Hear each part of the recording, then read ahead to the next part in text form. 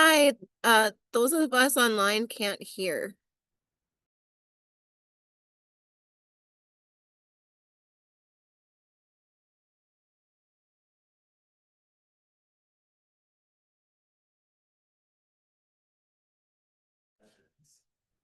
I'm sorry, That's much everyone better. Thank you. hear me, but I was giving an introduction into the Avery Research Center and the Dr. Conseula Francis Reading Circle.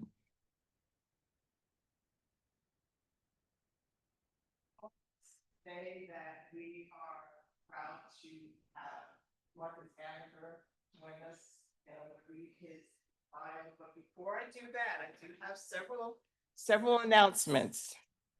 One of them being the Charleston Literary Festival is going to be in town very soon in early November. And they are doing what is called a silent reading party at Marion Square, Tuesday, September the 23rd from 6 to 7:30 p.m. They said we're going to read our books in the square and give away 2 tickets to a VIP meet and greet. So you can go on their website, the Charleston Literary Festival, for that. And we usually meet the third Thursday of the month. And the time is usually different. It's not 6 p.m., it's 6:30 to 7:30. We're just doing this because we have a esteemed guest. But I wanted to make mention of our next month's book, which would be October the 16th. The Wishing Pool and Other Stories by Tananeva Dew. And I'm quite sure that I messed up her name, but she is prolific in writing about horror, science fiction, and suspense. And so that will be October the 16th. If you signed our sign-in sheet and consented to be on our email list, you'll get an email. I don't flood you with emails. I do email early. Like you'll get an email on Monday for October's reading. You'll also get an email the week of that Monday or Tuesday. And then, of course, our social media. So with the sign-in sheet, I put in how did you find out about us, because we're really curious in regards to how we're doing our marketing. So anyway, I'm really excited about next year, 10 years.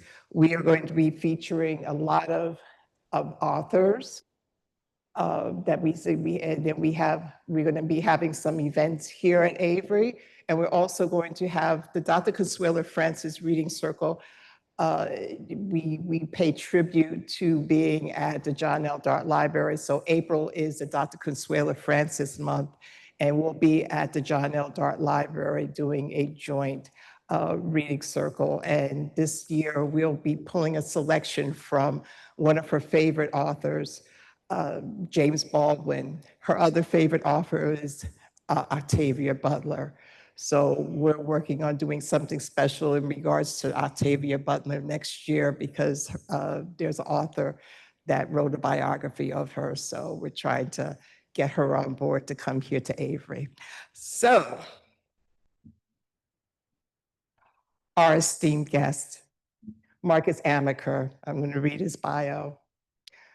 Marcus Amaker takes naps. I'm jealous. He's a dad, husband, Charleston's first poet laureate, a graphic designer, an opera librettist, and an Academy of American Poets Fellow. In 2024, he was inducted into the South Carolina Literary Hall of Fame and included on the list of his favorite poets in America by Literary Hub and Wild Sam.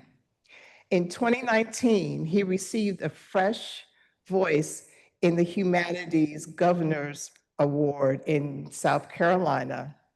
The 2024 readers of the Charleston City paper voted him as the best local poet. He's published 11 books, released 44 albums of electronic music, and 3 albums with Quentin E. Baxter, a 2-time Grammy Award winner, and also Mr. Baxter is local, and I'm quite sure many of you have heard him. He is also the graphic designer of the National Bluegrass Music Journal, No Depression, for 8 years. His work has been recognized by the Lexington Philharmonic, the Pittsburgh Post-Gazette, the Washington Post, the Gilliard Center, PBS NewsHour, NPR, Button Poetry, Spoleto, American Poets Magazine, the Kennedy Center, and more. He has his rewritten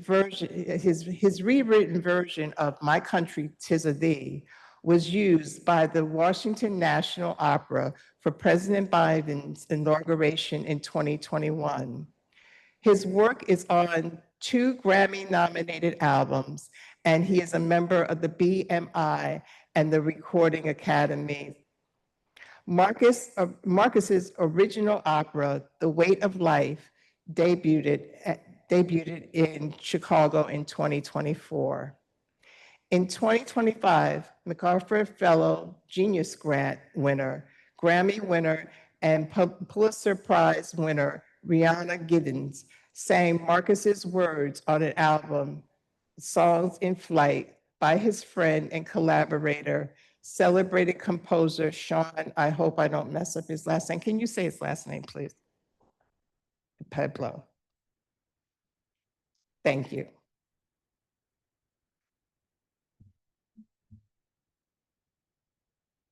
His book, which he'll be reading selections from tonight, Hold What Makes You Whole, in my words, and I think in the beginning, it sounds like I'm paraphrasing in your praise, but I came to the conclusion that the importance of human thought, you convey the importance of human thoughts conveyed in words, conveyed and or slash words.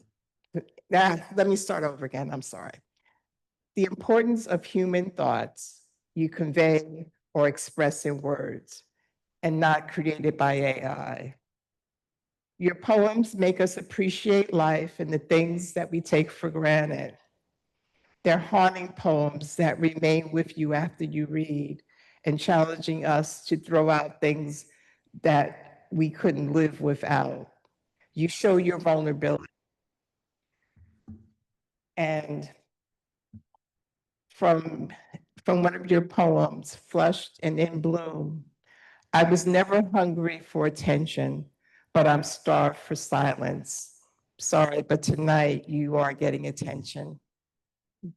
Marcus Amaker.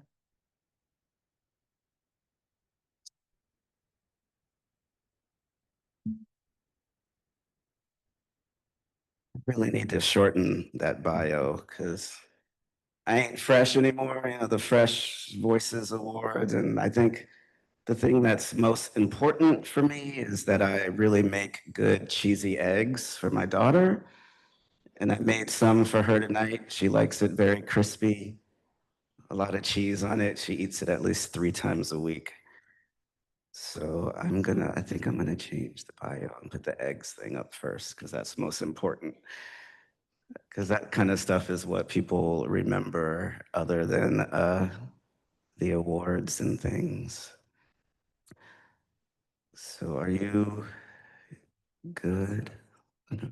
All good? No, go on. I'm sorry. I didn't mean to interrupt. I'm just trying to get your graphic back up. Here, you want me to? Yeah, there you go. All right. Okay. Yeah. I appreciate you all spending time here out of all the things you could be doing, all the scrolls you could be dooming, all of the screens you could be looking at. You decided to be here. So thank you. And thank you all for being here as well. We made it this far. Look at us. We're all in this room with all of our neuroses in our head. Every single one of you, there's something in your head, right? Just let that be. That is okay. Just let it be. Um, I'm open, so I guess I am going to read some poetry. I'll talk about this book first. Um, what is important about this date, the reason I chose this date is because it is the birthday, the heavenly birthday of the woman that's on the cover of this. Her name was Aunt Ruth. She was my great grand aunt. And yeah, today she would have been 96. And we spent a lot of time on the phone in the later years of her experience here, and it was really lovely getting to know her at that age. And she also wrote a poetry book that I will republish at some point. She, like everybody else in my family, originated in Orangeburg. She came from there, and she was really huge, well known at Claflin. So if you go to Claflin and mention Ruth Robinson, they know her name because she would go there for lunch. I think every day she went there for lunch, even in her 90s. But yeah, she left her body in 2020. And since then, I've really dedicated what I do to her spirit because I really believe that she's everywhere now. And I feel a lot of it when I write. I feel like I'm just listening. And that's a beautiful space for me to be at. I don't have to try that hard to write these poems. I just listen and then they come. So yeah, so this is for Aunt Ruth. Happy birthday in heaven, Aunt Ruth. Um, I will read a poem. I guess that would be appropriate for this. Then I'll talk about the book a little bit, and then we can go into whatever questions and thoughts you have. Uh, yes. Can you all snap your fingers for me? That just loosens me up a bit. Thank you. Woo. Sweet. Because this ego trip is not like it's such an interesting thing for the introvert of me. Like when I was in school, I was always in the back of class. Like I was not getting up in front of class or talking to people. I would just write my stuff and keep it in my journal, and that's how I feel. And I opened my eyes one day, and all these people want to hear me read. I'm like, this is so strange. This is very strange. It really is a trip. Okay.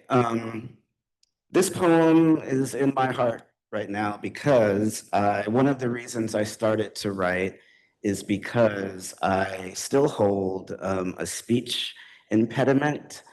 When I was younger, it was called a speech problem, which is one of the many words that we use to sort of dampen people's spirits. So I walked around thinking that I had a problem the whole time because I stuttered and I stutter.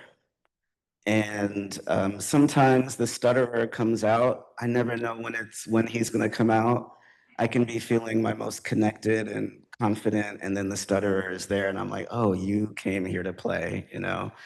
So a lot of my work in writing, I started because I couldn't really speak it, and I still write about that stutterer. And there are a lot of people who stutter.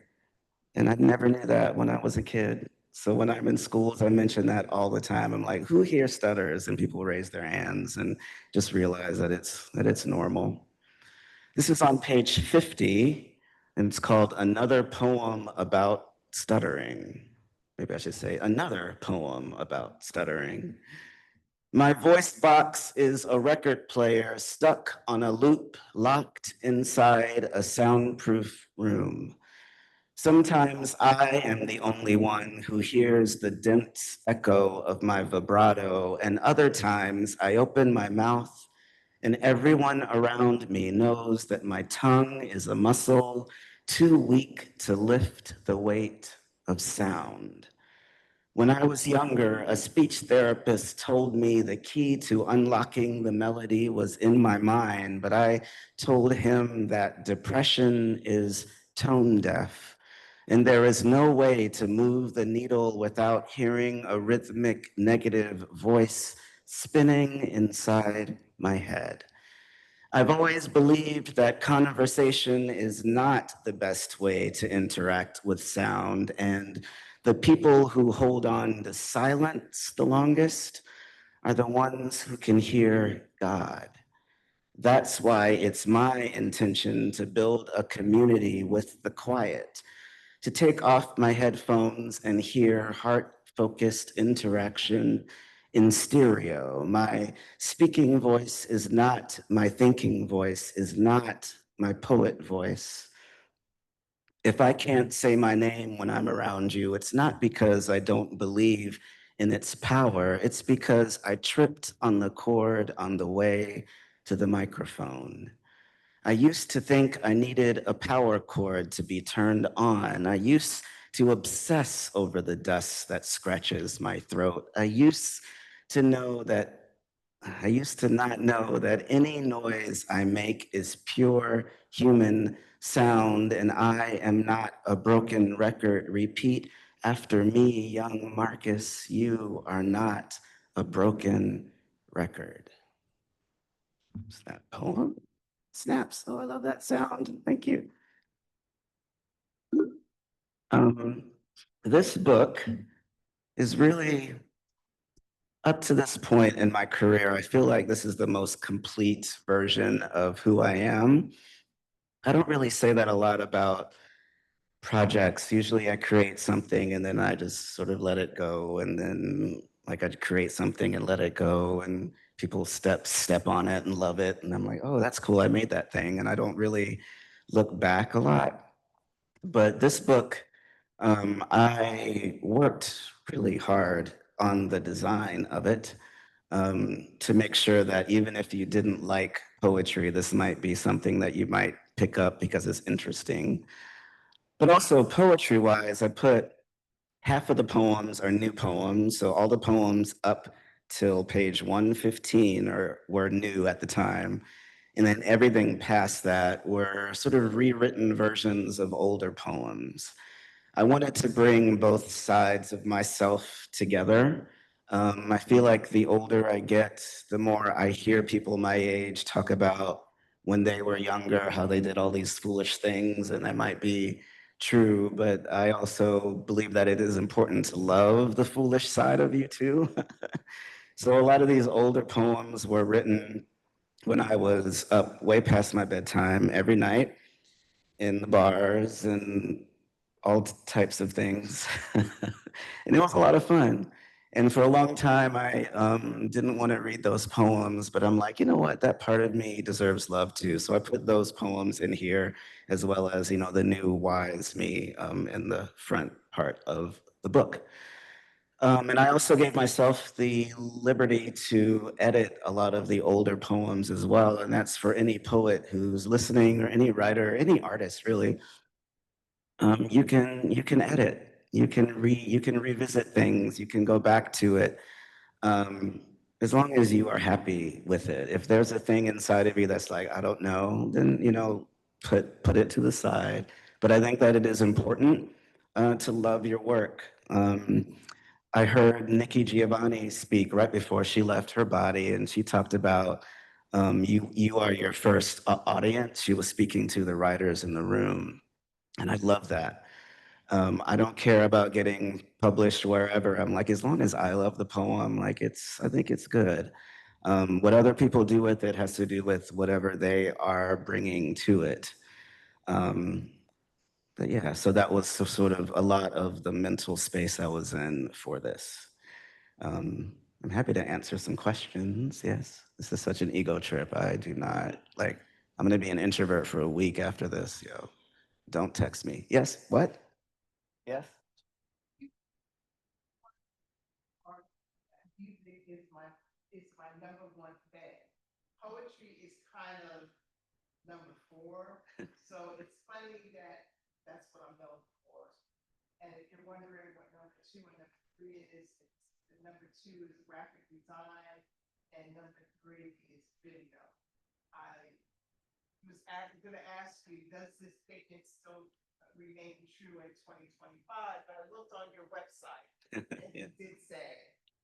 Yeah, music will always be because what I feel like I'm writing songs. These feel like songs to me. It's funny when you know, I approach or I meet a lot of like really amazing scholarly poets, and they start rattling off these names of poets and styles, and I'm like, I don't know. Like, I consider myself a free verse poet. I leaned into this.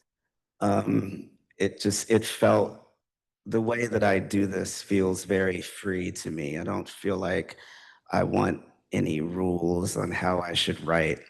I do feel like that stuff is very useful, especially if I want to really work my brain and do something differently, which I feel like is a very useful tool. But I feel like I write songs, and everything to me is rhythm. Everything to me is the silence between words. In conversation, I think about silence. Music gets me to the place that opens me up to write. So it's jazz music, it's instrumental music. I think my most played song this year is a song that's 22 minutes long, and it's just a drone, like it's just a noise. There's some piano, but music is, I think everything around me is music. I record a lot of things. I have a lot of audio of my daughter when she was younger, how she talked. I think a lot of people, rightfully so, we automatically take a photo to take a snapshot of a time. I'm taping it, like I am recording it, because the sound of a place tells a story just as much as what you see. I wish I had my grandmother's voice on, and I wish I had my grandmother's voice. That's one of the regrets that I have. But I also feel like music connects us in so many different ways. Music accesses joy, like there's movement in the body. Yeah, music is everything. If you go to my house, like records are everywhere, and my book collection is like this. But yeah, so that is true about music being number one, and I do think that yeah, poetry is number two. I've upgraded since 2016. A lot has happened since 2016. Like I became a dad. Just in COVID and all types of things. So yeah, yeah. Thank you for that question.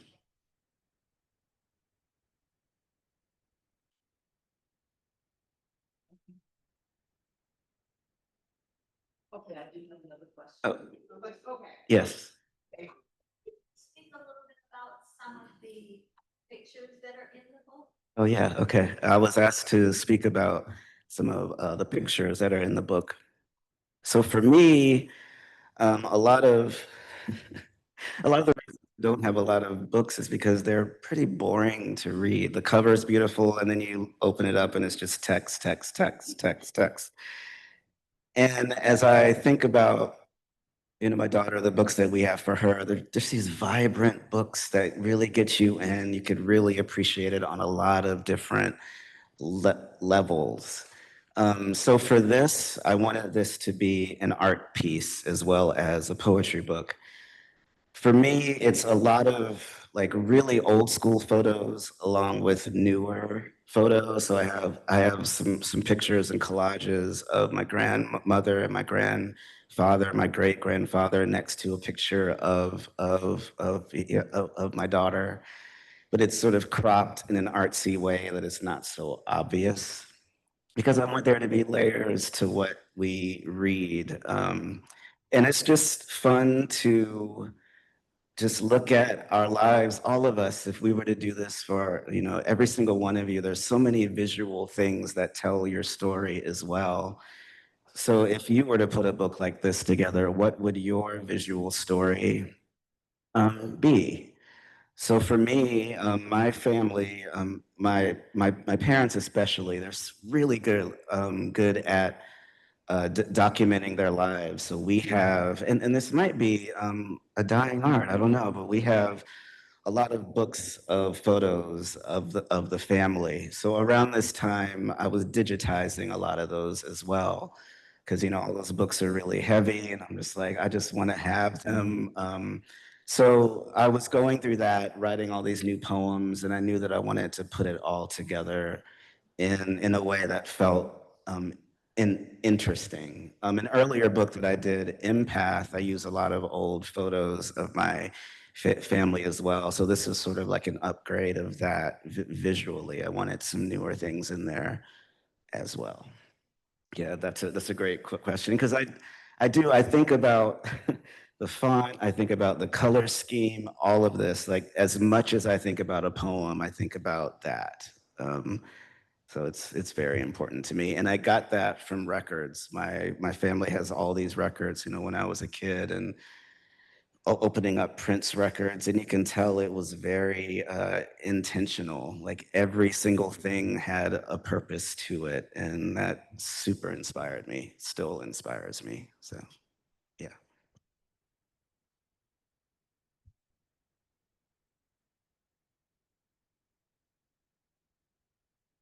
No, it's, I think I just don't. So I'm not thinking anything. Hmm. I understand inspiration, but you're right, because I can't convince me. I used to be an illustrator, pencil, illustrating to poetry since last since June, so. Okay. All right. Yeah, yeah. I think that that's a thing that you should be proud of, the fact that you write a lot of things down. And yeah, keep it in your hand then, you know, like just like allow it. I feel like that's a great thing. Yeah, I've always felt that way too. I think that it's smart to document. I have journals since 1992 of me like writing and stuff, and it's just a really great way for me to get to deal with everything, deal with being a human, deal with being in this meat suit, as Asia May says from time to time. So yeah.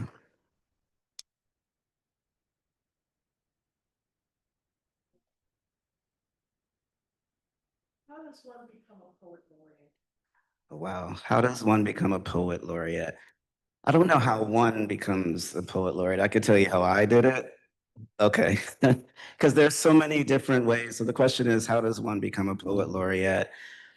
From my view of it and my experience, it's less about poetry and more about community. There are millions of better poets than me, I promise you. But I really, really, really care about this community and the soul of this community and making sure that people know that their voices matter and their words matter, things like that. So even if I did not get this title, I would still be doing this because I see the benefit of us being able to speak, especially Black folk. Like I see the benefit of that. So when I moved to town in 1892, it feels like I was like, oh, I'm meeting a lot of poets, but we don't have stages. That seems weird, you know? And I'm like, there's stages over here. So I would just ask if we could get on the stage. And being a poet, you don't need much, you know? So a lot of folks said no. A lot of folks said yes. I kept leaning on the yeses as far as community work goes. And I met so many great poets. And then I, in the middle of that, decided to publish my own work because I taught myself how to do graphic design in the 90s with pirated copies of Photoshop and things like that. So I started to publish myself, and I was like, oh, if I can do it for myself, I can do it for somebody else as well. And I started to do that. So I think over years and years of that relationships, just asking folks if I can be on stages and I'll bring in all the poets. I think the community aspect was really big, and I feel honored that that all happened that way. Because again, it never feels like work. When it starts to feel like work, that's when I know I need to sort of step back and change a thing. So I just go on and do my thing. And then the massacre at Mother Emanuel happened and shook us all. A lot of us were not surprised. A lot of us are still angry, and we're angry. I was asked to write a poem about that. And then I found myself reading the poem in front of the family members, in front of church members, in front of the guy who was going to be our mayor. and he reached out to me and said, "Do you want to do an inauguration poem with the South Carolina poet laureate Marjorie Wentworth, who's amazing?"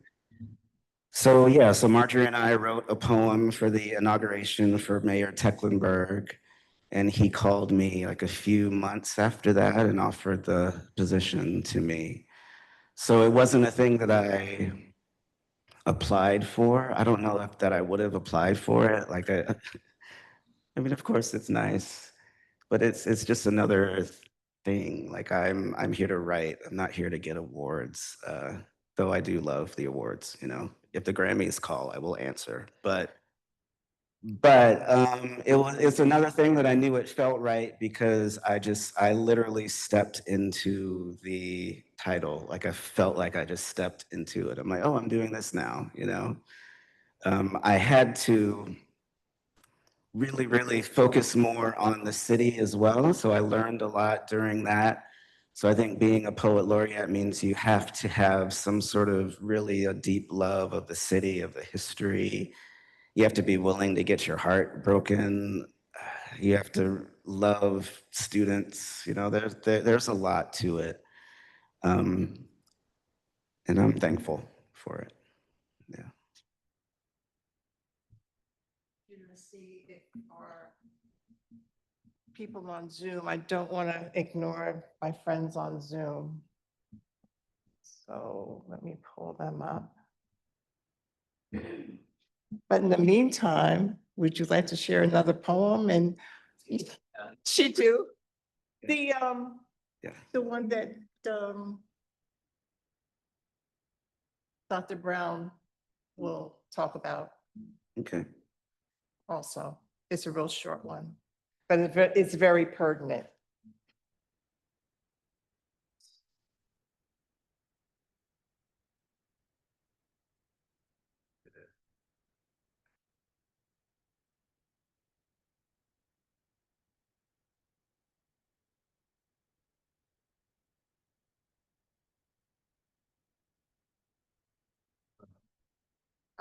I'll try to get it. Okay, Yeah. thank you. Let the pro do it. It's all good. This is a poem that I wrote in 2021, I believe. No, in 2020. Yeah, 2020. After hearing about buildings on top of bones, it's called Skeletal Remains. And I don't like that these poems feel like they will always be relevant. Charleston, what does it feel like to walk on bones buried under cobblestones, historical markers of muted melanin with unmarked stories never told? It's a really short poem. I have to say that I appreciate Mayor Tecklenburg and the city of Charleston for never getting in the way of any of the writing. I really feel like that needs to be said because I have poet laureate friends. Oh, no, I'm not going to say it, but they had a hard time. Like they were told to not write about certain things. They were, you know, not encouraged to write, to just be. And I really appreciate. I wrote a poem about how the angel oak tree probably knows some things that the tourists don't want them to know about, you know, like and the memory of trees, but particularly the angel oak tree. Like when you go to the angel oak tree, I feel something is there, and who knows what happens at that tree or around the tree. All that to say, I do appreciate when people in power let you do your thing. And this poem is relevant because I don't know if you want to get up on the mic and speak. Okay. No, no, you got this one. Okay. Um,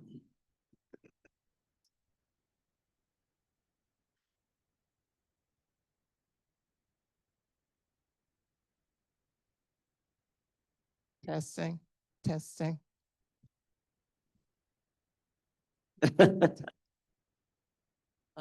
I thank Marcus for having offered a variation of that poem that he just read to an initiative that is going on in Charleston right now, and some of you have heard about it. It's the conflict between the College of Charleston's need for additional housing for its students, and they have decided that they want to build a residential complex on what is an historic burial ground with estimates of up to 12,000 bodies buried beneath on that site. And if any of you are interested, there is a campaign going on um, if you haven't formed a full opinion about it, even just to find out what the two sides of the argument are. And the coalition of people, individuals, organizations is called Protect and Respect the Bodies. And if you go to protectandrespectthebodies.com, you'll see more about it. And Marcus was gracious enough to let us post on that website the musing that he just read, and we appreciate that. It's a complex dilemma for some. For some of it is not, but for many, it's the whole encroachment of institutions on ancestral grounds, which is a dilemma we're seeing all through not only Charleston County, but literally throughout the country. So thank you. yeah, you're welcome.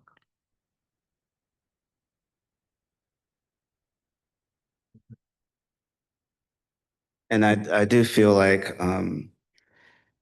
yeah, it's an interesting issue because to see the change that's happen right in front of our eyes, we have to, in my opinion, do something about it if it doesn't feel right. You know, like y'all have built so many things in this city, and that's cool. But if something doesn't feel right, we have to speak up about it, and that's the intuition. And I feel like intuition is how we speak through God, because there's nothing I know intuitively that you don't know, and we should know not to do things like this. When you think about the families, you think about the spirit of people. Would you want that happening to you? Probably not. But anyway, I feel like I should do a funny poem next. All right. Any questions from Zoom? Thank you for this conversation and for the beautiful words. You are welcome. You're welcome. All right. So I'm going to do something a little lighter. Uh, and then I'm going to go home and be an introvert, right? Right? Promise me that? Yeah, okay, word. All right. Yes, becoming a dad is so interesting because my daughter sees things that I don't, and it's almost like the first thing that she sees. And I've said this before, and I've said this so many times, I should just make it into a poem. But this was last year, so she's 4. She pointed at my shirt and was like, "Papa, what's that?" And I was like, "Oh, this is my shoulder." Then I just kept on. She's like, "No, Papa, what's that?" I'm like, "It's a joint." I don't know what to say. She's like, "What's that?" She was talking about the seam that's on the shirt. Like, our shirts are seamed together. It's like, I never think about the seams on people's shirts. I was like, oh wow, if she's seeing that, like what else is she seeing that I'm not seeing in my brain of like, these things aren't really in front of me. It's just what I'm seeing and what I'm doing to go about my day. So I really appreciate that perspective. This is written about that. It's called Point of View. It's on page 40. According to my daughter, a mosquito is a hummingbird, and everything that has wings is kinfolk, especially airplanes. In her mind, a banana is a yellow moon, a small green acorn is a turtle, and every object within view should be rewarded with praise. In our house, we hug incense smoke and tickle the plants. We pull the color out of language and make rainbow-like chatter. She reminds me that all living things have the right to experience laughter. According to my daughter, the number 5 is also an S. The letter B is the number 8 with a backbone. Cat ears are flower petals. Opening a book is also opening a door, and we make drums out of every hard surface, motivate melody and mischief to flirt with the quiet. She gets up and dances after throwing her body on the floor because all of it is a song. What's that song? Song. That's that poem. Yeah, I do have to say, conversations that I have with people this year have really, we've run the gamut. At the beginning of this year, there's a lot of hardness for obvious reasons, and we had to work through that. We still have to work through what's happening. But I also feel like we have to look at joy too in all of this. We have to. If my ancestors could do it with what they went through, I can live through this administration. And you can too, okay? Literally, like it's so and I made a note the other day about this will probably be a poem too, but it's in my phone, but it's it came to my head about I want to make sure that the narrative of the media is not the narrative of us. Because I think about how so many times the media uses we, like, oh, we or they, like, but it's not us. It's not really us. If you really hang out with people, like, there's so much joy going on right now. Like, it's really cool. We get to breathe clean air, y'all. Like, uh. So I just think that that is important, and that's something that I have to say. But I also believe that if we spend too much time in joy, then we're not seeing what's happening. But we can't spend too much time here. Like, we just can't. Okay. So I need y'all to like pick some acorns from the street and dance and make some music and write poems about pancakes and, just please. Okay. Yeah. Smile. Smile. Take a nap. Every day. It's scheduled in my phone. I've said that so many times, but it is scheduled in my phone. Like, it's hard for me to nap. You don't have to nap. Just sit there. I can't just sit there. Just sit there. One of my favorite phrases is, don't just do something, sit there. That's one of my favorite phrases. I love it. I love it so much because people always come up with excuses, and I'm like, you can still sit and count your breath. You're alive, right? Okay, I'm not a preacher. I need to get off this stage. My grandma's coming out. All right, any questions? Wow. See if anybody wants to, has a question. I accidentally hit the buttons. Okay, there we go. Whether consciously or deliberately or not, do you feel yourself a historian? Yes, yes, I do. Yeah. So the question is, do I consider myself a historian? Yes, and I have a new poem in a new book called Documents that's about the fact that this is the thing I was always saying in conversation. I'm like, if you want to know the real history of a time, don't read the history books, read a poet. Because we are the ones who are really talking about, we are here, we're on the earth, like we're talking to people, we're in these communities, we're not doing this to get rich, you know? And that is the real story. So I, by default, being a poet, that is another title that I have because there are things that I've forgotten and I'll go back and read a poem like, oh yeah, that is what the energy was like on King Street, you know, things like that. I have a long poem about Charleston, which will probably be track 3 on my greatest hits or something, but I wrote it when I first moved to Charleston and what I was seeing and how much fun it was, and it's still fun. And then I started, when my awareness of the city deepened, the poem deepened, and then it deepens and deepens. And I feel like that is just as much a history of the city as anything, you know. And there are so many poets who've written really, really truthful poems about this city and what it means to live here. Like, I really encourage you all to look up poets. Yeah. All right. Any questions? And then I can end with the poem too. Yeah, yeah. It says, if you all could, if you're on Zoom, if you could open up your chat, if you have any questions, you could put them in the chat box before we close out.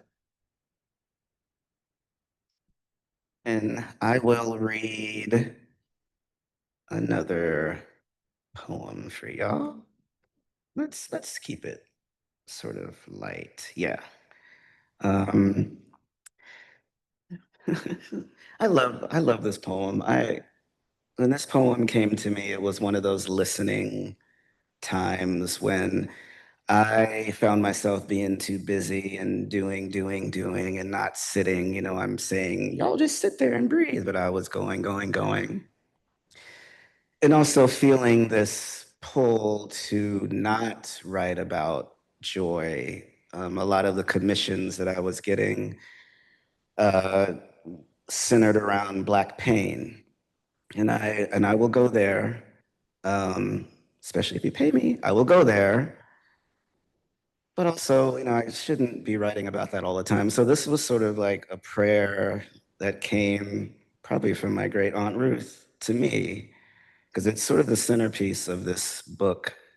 I was lucky enough to read this poem for the Academy of American Poets. They asked me to read it for their Dear Poet series. And I got all these letters from students. They sent the poem out to classrooms around the country, and I got all these letters just saying they feel this way. And to me, that's the intuition coming through. Like, there's nothing I know that y'all don't know.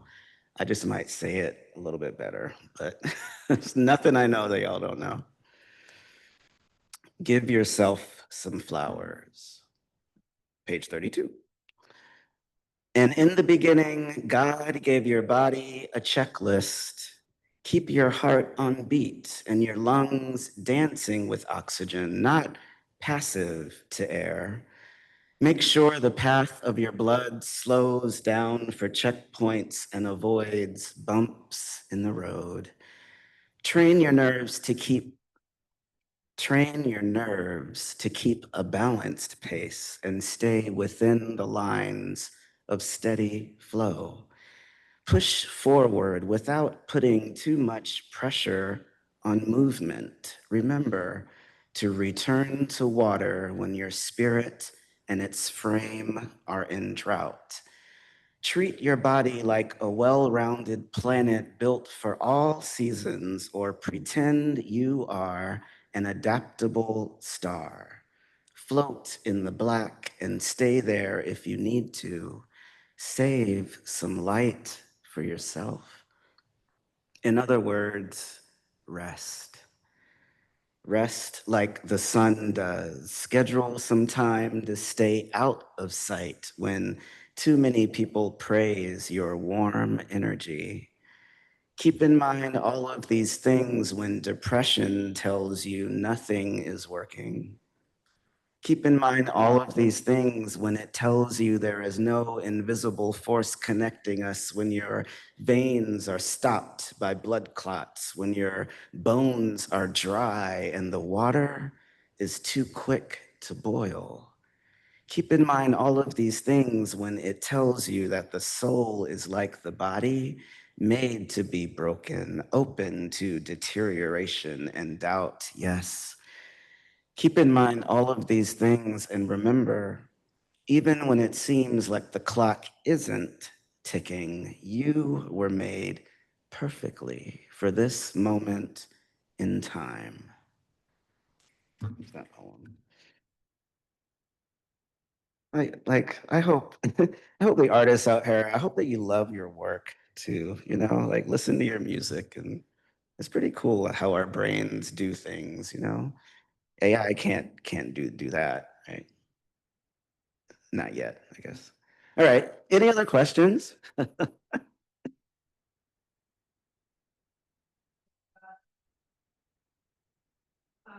When is it? Oh yeah. So I host open mics every other month.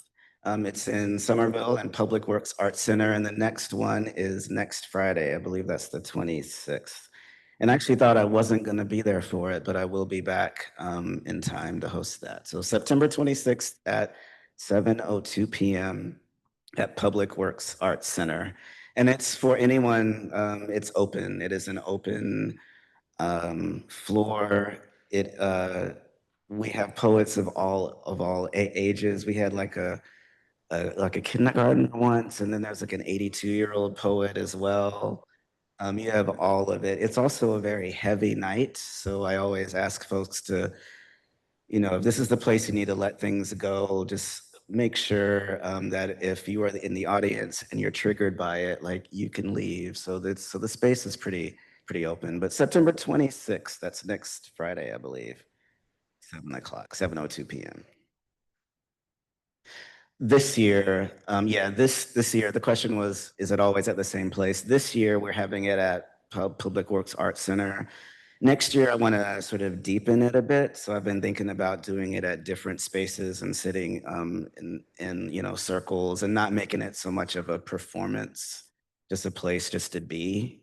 Because things are you know crazy. I don't want people to be stressed out because they have to get up on a stage. You know, I want us to kind of just be together. So I'm reimagining what it is. But for this year, it's going to be an open mic still. Yeah.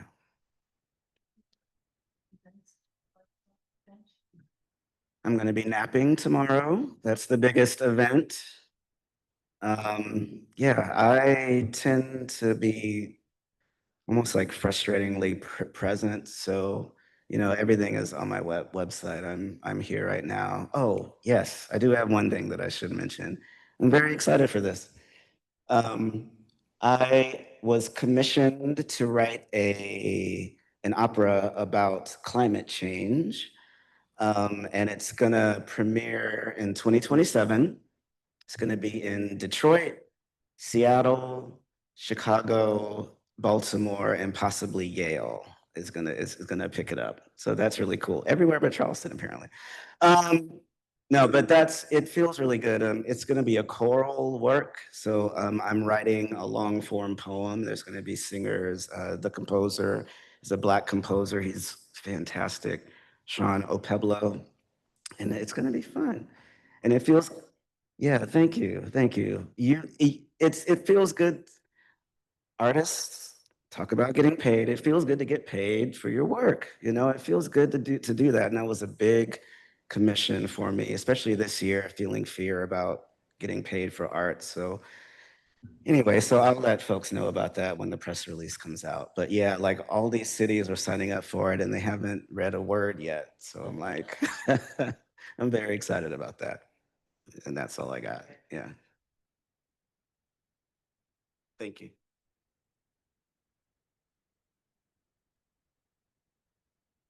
This book, Oh, What Makes You Whole, has a lot of emotions in it.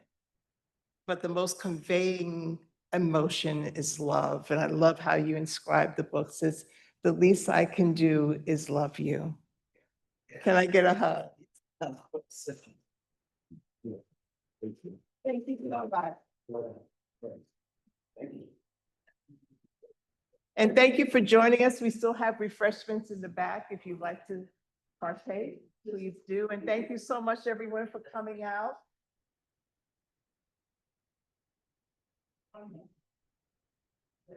And thank you, everybody, to join us on Zoom.